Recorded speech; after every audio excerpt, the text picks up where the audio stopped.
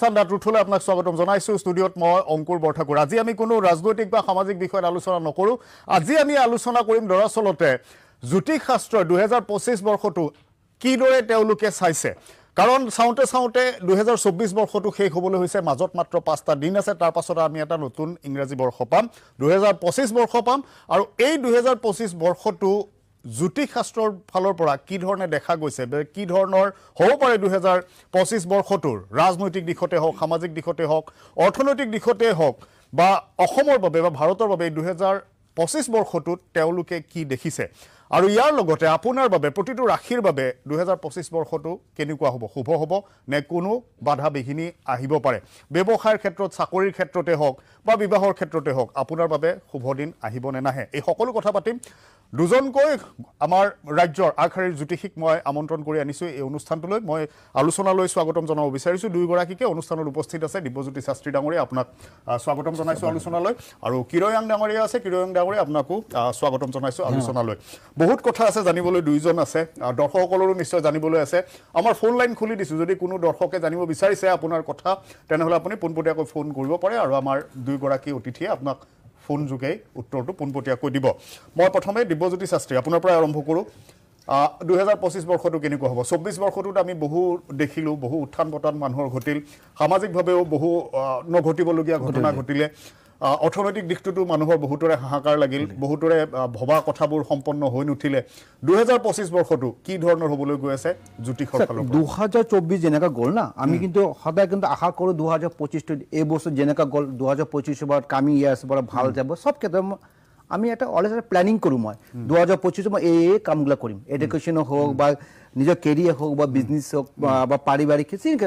এটা কৰোঁ কিন্তু 2025 যেনেকা 2024 আছিলে আপুনি কেতুৰ সংখ্যা আছিলে 2025 হ'ল 2+2+5 হ'ল আপোনাৰ মংগল সংখ্যা কিন্তু ইমান কিন্তু পজিটিভ নহয় 2024 পৰা কিন্তু 2025 কিন্তু খুব বেয়া দিন আহি আছে প্ৰথমত মংগল আমাৰ যেটো আমাৰ ডেড প্ল্যানেট মানে যেটো ৰাশি যেটো সোমাব 1 তাৰিখ জানুৱাৰী মংগল ডেড প্ল্যানেট মংগলৰ যাত্ৰী 2025 মংগল যেটো হ'ল আপোনাৰ মানে নিচস্ত থাকাৰ কাৰণে মংগল প্ৰথমত আমাৰ দেশ হোক বিদেশ হোক বা আমাৰ পৃথিৱীত হোক যুদ্ধ মানে যেটো আমাৰ যুদ্ধ বা মানে আপোনাৰ প্ৰবলেম আগলা আহিব যুদ্ধত আহিব যিকোনো ক্ষেত্ৰত আপোনাৰ ৰাজনীতিক ক্ষেত্ৰত হোক অথবা আমাৰ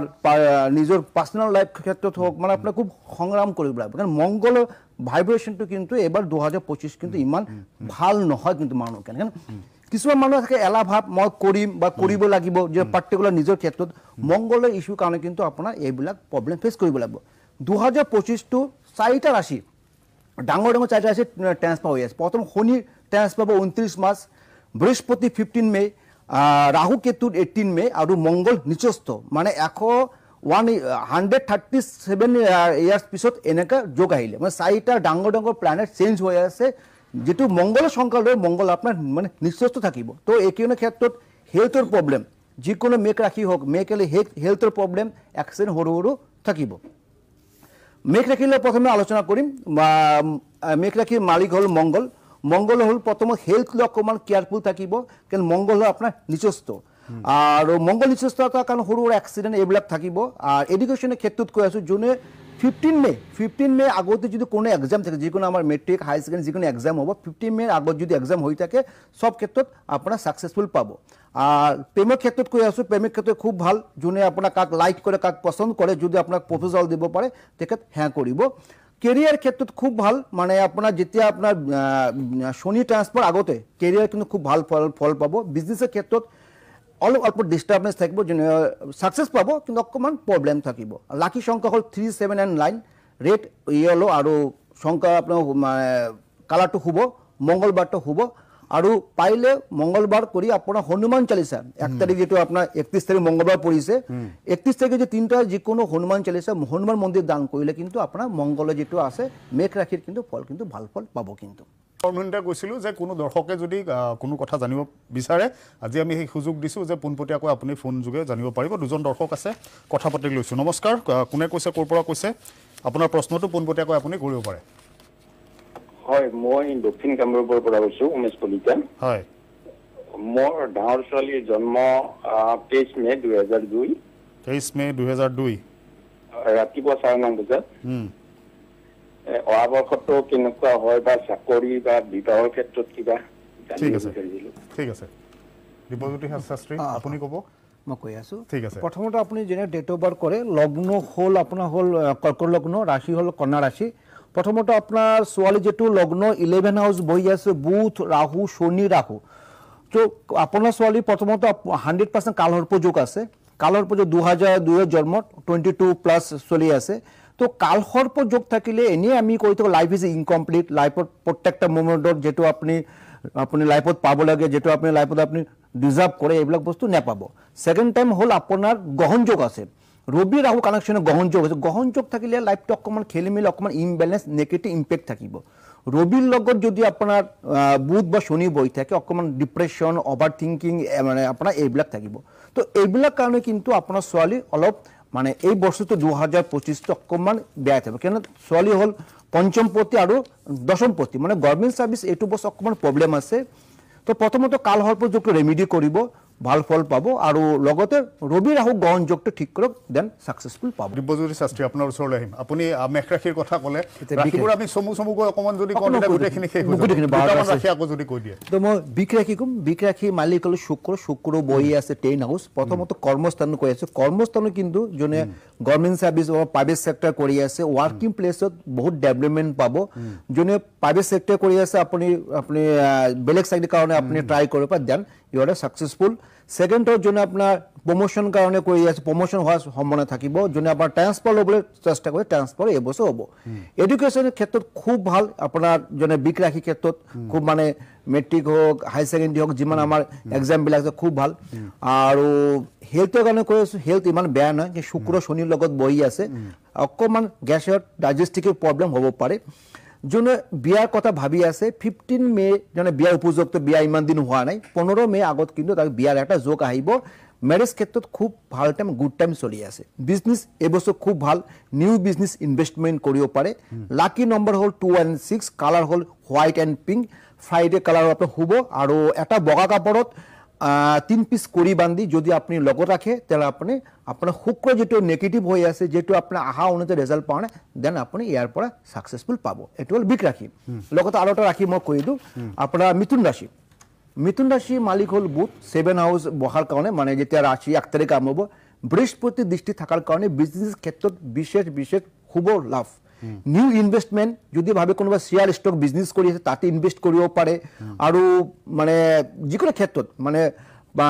পাৰ্টনাৰশ্বিপ বিজনেছ হওক বা নিজৰ বিজনেছ কৰক খুব সাকসেসফুল পাব অকণমান ৱেইট কৰিব প্লেনিং কৰিব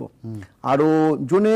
মানে প্ৰেম ভালোবাসাৰ ক্ষেত্ৰতো কৈ আছোঁ যোনে আপোনাৰ কৰি আছে বা কাক লাইক কৰে বা প্ৰপ'জাল ইমান দিন দিয়া নাই আপুনি 100% চকু বন্ধি তাক প্ৰপ'জাল দিব পাৰে আপোনাৰ এনচাৰটো অলৱেজ ইয়েছ হ'ব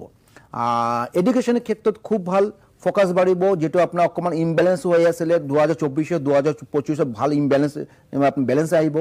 কেৰিয়াৰ যোনে প্লেনিং কৰি আছে ক্লিয়াৰ বহুত ডেভেলপমেণ্ট আছে কেৰিয়াৰ যদি বিজনেছ সাৰ্ভিসেৰ ক্ষেত্ৰত সাৰ্ভিস চেঞ্জ কৰিব পাৰে প্ৰাইভেট গভৰ্ণমেণ্ট কৰিব পাৰে আফটাৰ 3 মাহ যেতিয়া শনি 11 আহিব তেতিয়া কিন্তু আপোনাৰ লাইফত পজিটিভ আপোনাৰ এনচাৰ আহিব পজিটিভ সাকসেসফুল পাব যোনে ইমান দিন বিয়া কৰিছে বা আপোনাৰ ভাবিছিলে আপোনাৰ কোন আপোনাৰ প্লেনিং কৰি আছিল ইস্যুৰ কাৰণে যদি আপুনি আফটাৰ 30 মাৰ্চৰ পিছত যদি আপোনাৰ যদি ইস্যু ল'ব পাৰে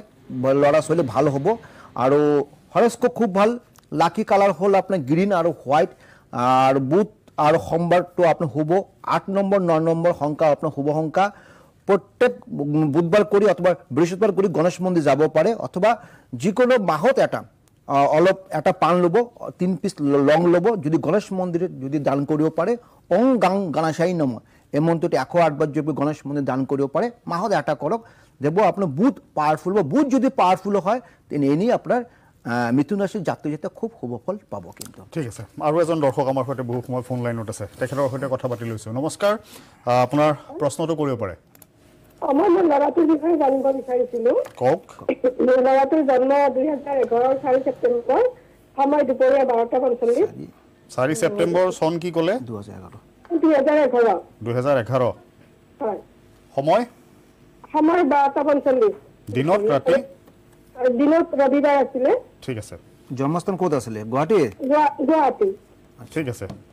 তো আপোনাৰ ল'ৰা হ'ল প্ৰথমত আপোনাৰ বৃশ্চিক লগ্ন বৃশ্চিক ৰাশি ৰাহুৰ লগত চন্দ্ৰ বহি আছে গ্ৰহণ যোগ বহি আছে আনকি কালসৰ্প যোগ আছে অকণমান গ্ৰহণ যোগ থাকিলে না এই হৰস্কোপৰ অকণমান এলাহ ভাৱ থাকিব লেজিনেছ ভাৱ থাকিব এডুকেশ্যনৰ ক্ষেত্ৰত কৰি আছোঁ কৰিম আজি নহয় কালি কৰিম এনেকুৱা ভাৱ এটা থাকিব কিন্তু আৰু গ্ৰহণ যোগ থাকিলে অকণমান খং বেছি থাকিব অকণমান তো অকণমান চঞ্চল প্ৰকৃতি হ'ব কিন্তু এই হৰস্কোপত এটা বস্তু খুব ভাল বুধ বহি আছে আপোনাৰ 9 হাউস বুধ বহাৰ কাৰণে কিন্তু আপোনাৰ কিন্তু পজিটিভ এটা আছে এডুকেশ্যনৰ ক্ষেত্ৰত কিন্তু এক মেইন হৰস্কোপত এইখিনি এজত আপোনাৰ 13+ চলি আছে এডুকেশ্যন আৰু হেল্থ এডুকেশ্যন অকণমান কেয়াৰফুল ৰাখিব অকণমান প্ৰব্লেম আছে আৰু হেল্থৰ কাৰণে কিন্তু অকণমান আপুনি কিন্তু কেয়াৰফুল ৰাখিব লাগিব হৰস্কোপটো অকণমান ইমবেলেঞ্চ আছে যদি পাৰে এটা ভাল এষ্ট্ৰলজাৰ লগত পৰামৰ্শ কৰি যেটো প্ৰপাৰলি তো এটা ৰেমেডি কৰি ল'ব দিব্যজ্যোতি শাস্ত্ৰী দুটা ৰাশি জানিলো ইতিমধ্যে আমি তিনিটা ৰাশি পাৰ কৰিলো তিনিটা ৰাশি পাৰ কৰিলো এতিয়া আহিলো কৰ্কট ৰাশি মালিক হ'ল চন্দ্ৰ যেতিয়া হয় চন্দ্ৰ একচুয়ালি আমাৰ এটা কৰ্কট ৰাশি সবচেয়ে স্ট্ৰাগল লাইফ যিকোনো প্ৰত্যেকটা কৰ্কট ৰাশি 2 দিন 4 ঘণ্টা পিছত কৰ্কট ৰাশি চেঞ্জ হয় তো হেলথ লৈ কৰ্কট ৰাশি মানে হেলথ লৈ খুব কেয়াৰফুল থাকিব বিশেষকৈ যে দ্বিতীয়টো মঙ্গল নিচস্থ ৰাশিত বহি আছে মানে আপোনাৰ বিপি সুগাৰ ৰিলেটেড প্ৰবলেম যেবিলাক আছে অকমান আৰু বাঢ়িব চিন্তা কৰিব লাগিব কিন্তু 18 মে ৰাহু ট্ৰান্সফাৰ হৈ আছে ৰাশিৰ পৰা অষ্টমত যেতিয়া আহিব তেতিয়া কিন্তু বহুত কেয়াৰফুল থাকিব অকমান সিনসিয়াৰ থাকিব কাৰণ বাহিৰে খোৱা বস্তু যেতিয়া খাব অকমান যিকোনো ক্ষেত্ৰত অকমান কম খাব নালে কিন্তু আপোনাৰ ডাইজেষ্টিক লিভাৰ ফাংচন প্ৰবলেম গ্যাসৰ প্ৰবলেম হোৱাৰ চান্স বেছি থাকিব আৰু এডুকেশ্যন ক্ষেত্ৰত 15 মে এডুকেশ্যন ক্ষেত্ৰত খুব ভাল বা হায়াৰ এডুকেশ্যন ক্ষেত্ৰত আপুনি যিবিলাক এক্সাম দি আছে যেটা আপুনি নেট হোক বা আপোনাৰ হ'ল কেট এক্সাম দিব তেতিয়া কিন্তু খুব সাকসেসফুল পাব মানে কৰ্কট ৰাশিত এডুকেশ্যন ক্ষেত্ৰত খুব ভাল আৰু ফোকাস বাঢ়িব এডুকেশ্যন ক্ষেত্ৰত যেতিয়া আপোনাৰ জানুৱাৰী 2025 পৰা তো এডুকেশ্যনত যিকোনো ল'ৰা ছোৱালী 2024 ইমবেলেন্স আছিলে দেন কৰ্কট ৰাশি বেলেন্সিংটো আহিব আৰু ফোকাস বাঢ়িব কেৰিয়াৰ আৰু বিজনেছ কৰি আছো আফটাৰ 15 মে যেতিয়া বৃহস্পতি আপোনাৰ ৰাশিৰ দ্বাদশ আহিব আপোনাৰ কিন্তু এটা বিজনেছৰ ক্ষেত্ৰত সাকসেসফুল পাব যোনে ডেইলি ইনকাম ডেইলি বিজনেছ কৰি আছে তো এই ক্ষেত্ৰত আপুনি ইনভেস্ট কৰিব পাৰে আপোনাৰ মানে সাকসেসফুল পাব কিন্তু আপোনাৰ যদি ওয়াইফ যদি বিয়া কৰিছে কৰ্কট ৰাশি কিন্তু ওয়াইফৰ কাৰণে কিন্তু আপোনাৰ ডেভেলপমেন্ট বেছি হ'ব আৰু কেৰিয়াৰ ক্ষেত্ৰত যোনে প্ৰাইভেট সেক্টৰ কৰিছে ভাল খুব বেয়া নহয় পাৰ্টনাৰশ্বিপ এই বিজনেস কৰিব পাৰে কিন্তু 18 মে পিছত আপুনি পাৰ্টনাৰশ্বিপ বিজনেস কৰিব পাৰে তো আৰু এটা বস্তু হ'ব লাইফ পাৰ্টনাৰ অকমান হেলথ কেয়াৰফুল থাকিব লাভ সাইড প্ৰবলেম নাই আপুনি খুব ভাল লাকি নম্বৰ কৈ আছো 1 নম্বৰ আৰু 3 নম্বৰ কৰ্কট ৰাশি লাকি কালাৰ হ'ল হোৱাইট এণ্ড পিংক আৰু সোমবাৰ আৰু মঙ্গলবাৰ আপুনি শুব আৰু এটা কয়েন্স এটা কেঁচা হালধি বগা কাপোৰ বান্ধি যদি আপোনাৰ লগত থাকে মাহত বা এইটো পূৰ্ণিমা দিনৰ পৰা আৰম্ভ কৰিব পূৰ্ণিমা কৰি 12টা মাহত চেঞ্জ কৰিব চাব আপুনি কৰ্কট ৰাশিৰ ক্ষেত্ৰত যিমান বাধা আছে তাৰ পৰা ওভাৰকাম কৰিব পাৰিব এটো হল কৰ্কট ৰাশি সিংহ ৰাশি আলোচনা কৰো সিংহ ৰাশি মালিক হল আপোনাৰ ৰবি ক্ষেত্ৰত ফাইনান্সিয়াল মানে সিংহ ৰাশিৰ ফাইনান্সিয়াল অকমান প্ৰবলেম ফেস কৰিব লাগিব 18 মে আগতে যদি আপুনি কোনো বিজনেস কৰে বা পাৰ্টনাৰশ্বিপ বিজনেস কৰে 18 মে আগত কৰিব 18 মে যদি আগৰ পিছত কৰে ৰাহু ট্ৰান্সফাৰ হৈ আছে লগ্ন 7 হাউসত 7 ৰাহু আৰু ৰবি কানেকশন হয় তেতিয়া এনিমিজ বাঢ়িব বা পাৰ্টনাৰৰ লগত আপোনাৰ অকমান এডজাষ্টমেন্ট হ'ব তো যিকোনো ইনভেষ্টমেন্ট কৰিলে আপুনি 18 তাৰিখ আগত কৰিব 18 মে আগত ওয়াৰ্কিং প্লেসত ভাল আপোনাৰ মানে যেন সাৰ্ভিস কৰি আছে প্ৰাইভেট হোক গভৰ্নমেন্ট সাৰ্ভিসৰ ক্ষেত্ৰত খুব ভাল 29 তাৰিখ যেতিয়া শনি আপোনাৰ মিনত সোমাব তেতিয়া কিন্তু আপোনাৰ ট্ৰান্সফাৰ কাৰণে আপুনি এপ্লাই কৰিব ট্ৰান্সফাৰ হৈ যাব হেলথ অকমান কেয়াৰফুল থাকিব BP related problem sugar related problem থাকিব 18 মে পিছত অকমান চকুৰ প্ৰবলেম মাইগ্ৰেনৰ প্ৰবলেম ইস্যু হ'ব কিন্তু এডুকেশ্যনৰ ক্ষেত্ৰত 18 মে লোকে ভালকে 18 মে লগত আগত সব এক্সাম হ'ব আমাৰ মেট্ৰিক হয় হাই সেকেন্ডাৰী কেট হয় যিমান এক্সাম আছে 18 মে আগত হৈ যাব তো এডুকেশ্যনৰ ক্ষেত্ৰত ইমান টেনচন নাই লাইফ পাৰ্টনাৰ হেলথ অকমান কেয়াৰফুল থাকিব লাকি নম্বৰ হ'ল 4 নম্বৰ 7 নম্বৰ লাকি কালাৰ হ'ল red and green lucky day হ'ল মঙ্গলবাৰ আৰু বৃহস্পতিবাৰ আৰু ৰঙা কাপোৰত ৰঙা চন্দন বাদি যদি লগত ৰাখিব পাৰে সিংহ ৰাশিৰ ক্ষেত্ৰত ভাল ফল পাব কল আছে আমি লৈ লৈছো নমস্কাৰ প্ৰশ্নটো কৰিব পাৰে আপোনাৰ মই ভৱিষ্যতৰ বিষয়ে জানিব বিচাৰিছিলো আপোনাৰ চাকৰি বাকৰি মানে আছে নে নাই ডেট অফ বাৰ্থ কি আছে ডেট অফ বাৰ্থ 06/12/1989 06/12/1989 1989 টাইমটো ক'ব টাইমটো মই একজেক্ট মানে ইমান মনত নাই, এনে বাৰটো শনিবাৰ আছিলে। বাৰটো জন্মস্থান ক'ত আছিলে আপোনাৰ? জন্মস্থান পাঠশালা হয়। প্ৰথমতে 6 ডিচেম্বৰ 1989 ক'লে তো আপুনি? হয় হয়। তো 6 ডিচেম্বৰ হিচাপত 1989 ক'লে আপোনাৰ বুধবাৰ পৰি আছে দেখি আপোনাৰ, আপোনাৰ শনিবাৰ হৈ আছে দেখি আপুনি ক'লে আপুনি। তো ডেট হিচাপত আপোনাৰ খেলি মেলি হৈ আছে আপোনাক। এনেই আপোনাৰ যেটো শংকা ওলালে যে আপোনাৰ ডেট অফ বাৰ্থ যেটো কোশ্চেন ওলালে, কোশ্চেন কাৰণে 2025টো কিমান ইমান কিন্তু ভাল পজিটিভ নহয় কিন্তু। কেন কি হয় মঙ্গল আর শুক্র যেটো কানেকশন হয়ে আছে, মঙ্গল শুক্র কানেকশন কাৰণে কিন্তু 2025 কিন্তু আপনাৰ গভৰ্নমেন্ট সাৰ্ভিস পাবলে কিন্তু অকমান টাফ থাকিব কিন্তু। কিয় কাৰণে যে আপনাৰ তাৰপিছত ৰাহু ট্ৰান্সফাৰ হয়ে আছে, বৃহস্পতি ট্ৰান্সফাৰ হয়ে আছে, তাৰপিছত শনি ট্ৰান্সফাৰ হয়েছে। 2025 কিন্তু আপনাৰ কাৰণে গভৰ্নমেন্ট সাৰ্ভিস কৰিলে অকমান কষ্ট কৰক,